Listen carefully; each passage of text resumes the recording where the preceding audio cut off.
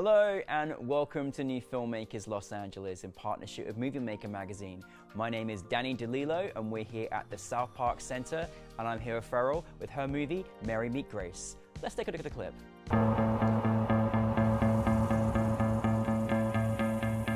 Said I'm a pattern on a china bowl. I'm a memory engraved upon your soul. Hello? Sometimes when I'm lonely, baby, then I'm with you. Yeah, sometimes when I'm lonely, baby, then I'm with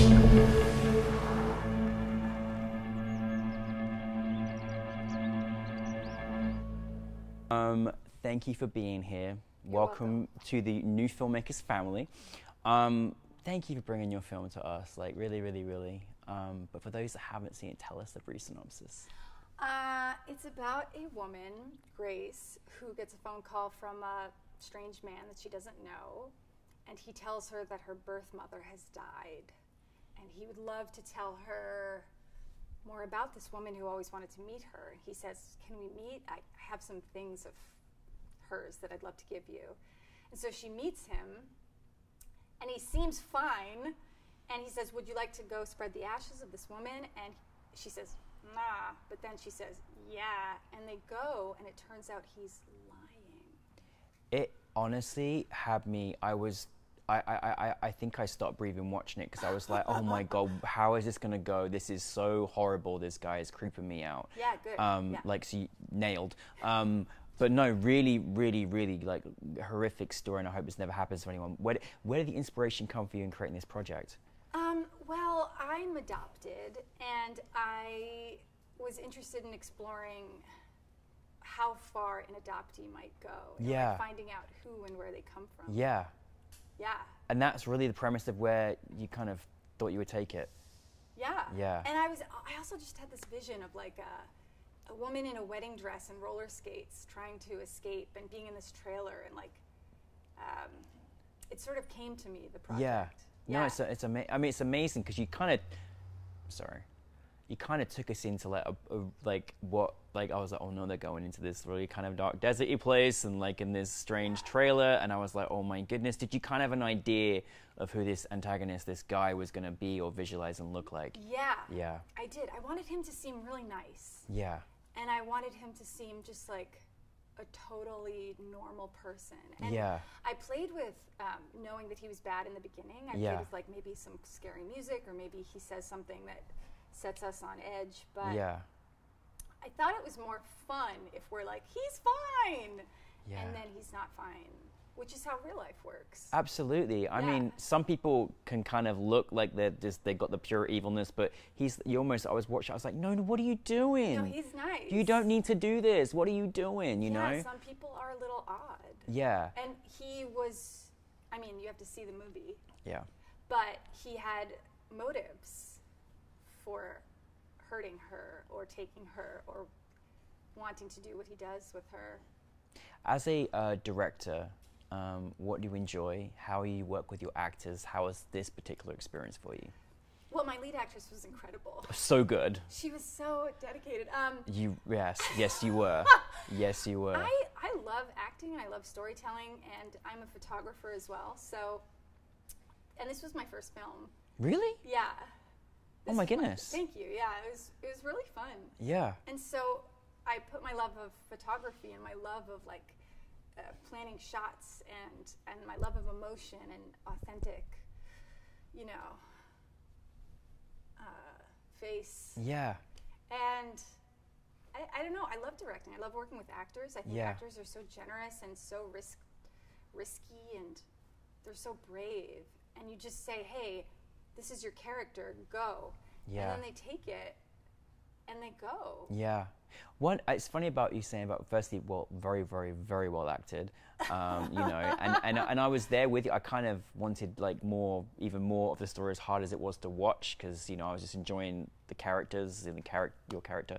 But it's interesting coming from a photography background, because I felt there was a lot of like very good moments you left us in, or kind of slow reveals of a kind of deeper scene, did you kind of know how you wanted it to look and shoot? Like you said, it looked beautiful to watch. Thank you. Well, my DP is Julia Swain, who's incredible, and I said, this is what I want it to look like, and we had a storyboard, and you got to plan, and then your plan falls apart, and then you got to make do, and you make do, and that's what I wanted it to look like exactly. Yeah. And she did it. What was maybe some of the harder challenges that you had, or what have you kind of learned from your first project that you've made? Was there any challenges? Yeah. Yeah, it was hard. It was really hard. It's an impossible thing. It costs a lot of money, and you just cross your fingers, and you work really hard, and you email, and you phone call, and then I don't know, you just get the best people you know to work with you. Yeah. And you make it. It was all very hard. It was made during COVID, which is hard. And yes. There are challenges. Yes. We lost a lot of our crew. Oh. We lost a lot of our crew. We lost a lot of our crew. Oh, 1 second. Good? We lost a lot of our crew because of COVID.